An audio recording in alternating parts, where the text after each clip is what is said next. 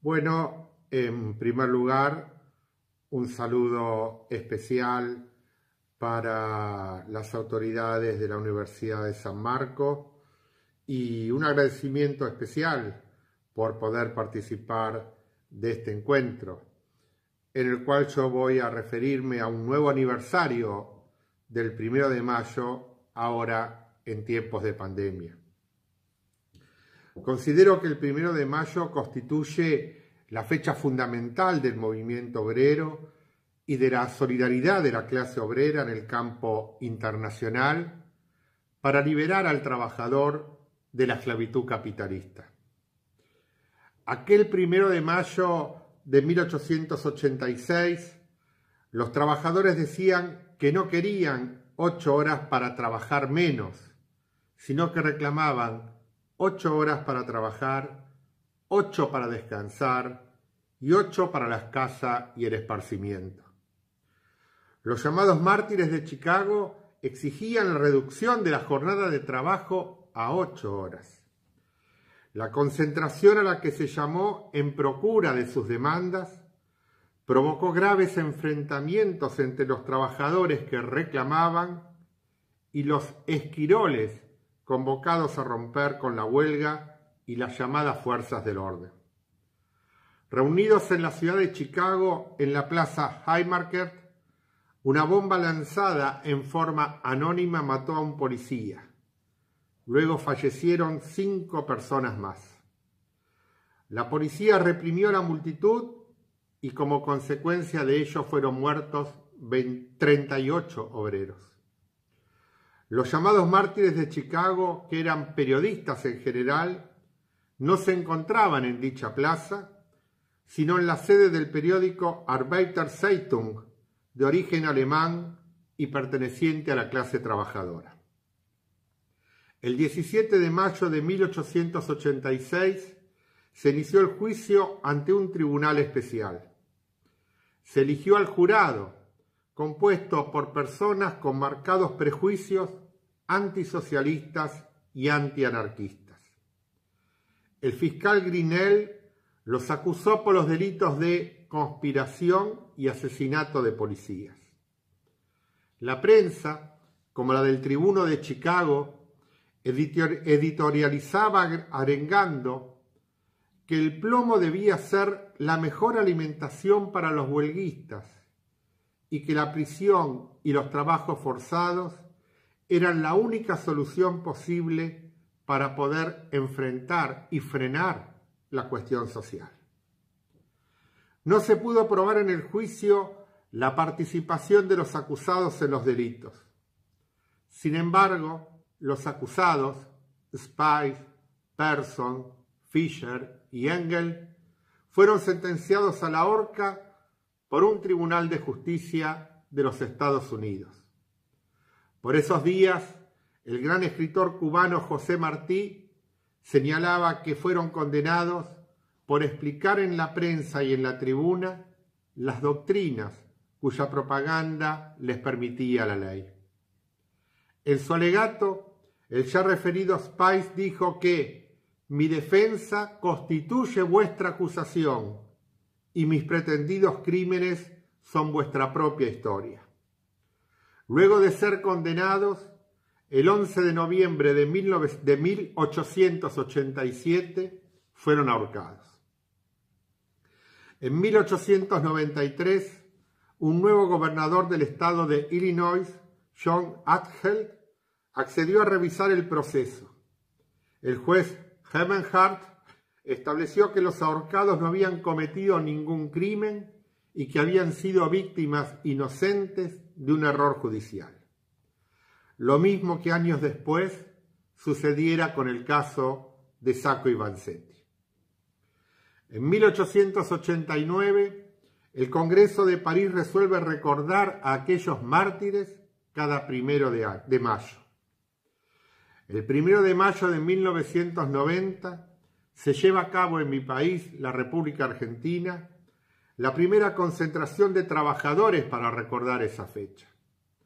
Se reúnen en el barrio de La Recoleta, en la plaza El Prado Español, en Avenida Quintana y Junín, lo que hoy en día es una de las zonas y de los barrios más adinerados de la ciudad de Buenos Aires. En dicho acto, los trabajadores, socialistas y anarquistas que provenían de distintos países de Europa hablaron en sus diferentes y respectivos idiomas. Los diarios conservadores se burlaron del acto y de los oradores. El diario La Prensa dijo que no pudo cubrir y publicar la nota por falta de espacio. El diario La Nación resalta que, por suerte, la mayoría no eran argentinos, al tiempo que se preguntaba ¿para qué se reunieron si cada uno hablaba en su propio idioma y así no podían entenderse entre ellos? En 1904 se reúnen en el barrio de La Boca cerca de 70.000 obreros. El gobierno del general Roca los manda a reprimir. Como consecuencia de ello, muere el marinero Juan Ocampo.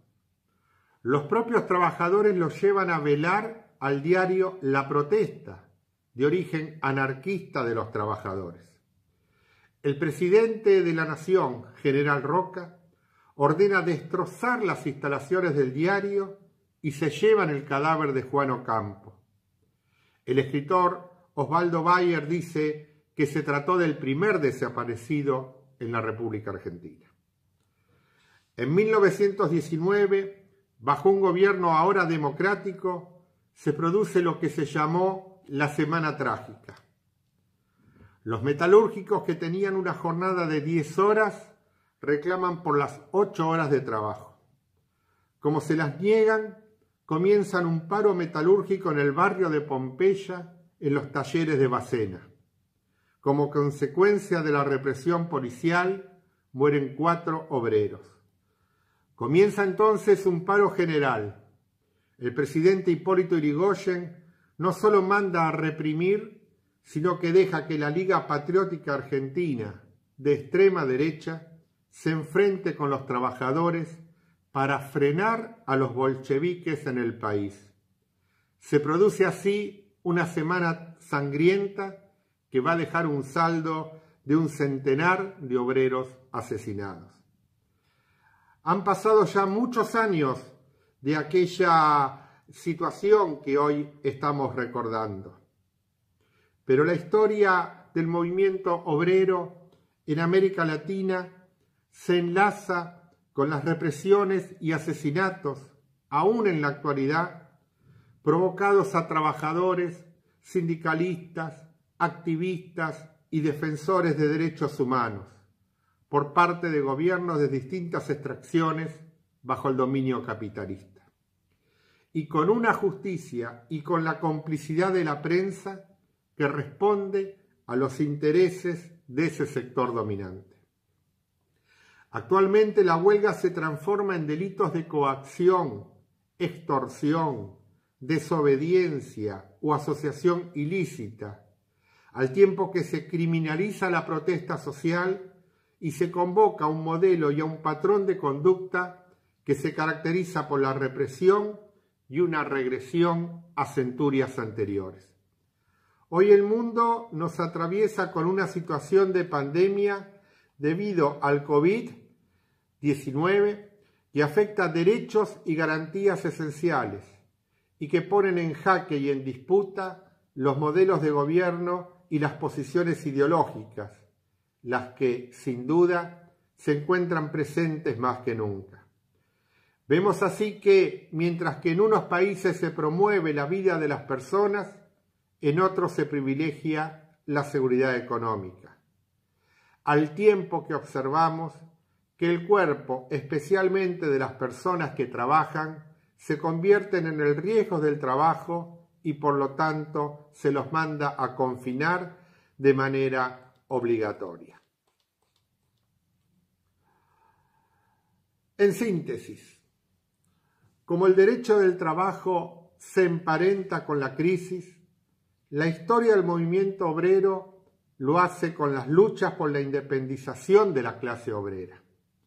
Y así como en otro Mayo, el francés, se dijo que las necesidades que tenemos son las libertades que nos faltan, en vísperas de un nuevo 1 de mayo tan particular como el presente, los gobiernos y todos los actores sociales y sus representantes, incluyendo a los educadores y a los operadores jurídicos, tenemos la obligación de promover un mundo más justo y solidario. Ello será en homenaje de aquellos mártires del trabajo. Muchas gracias, a su disposición como siempre.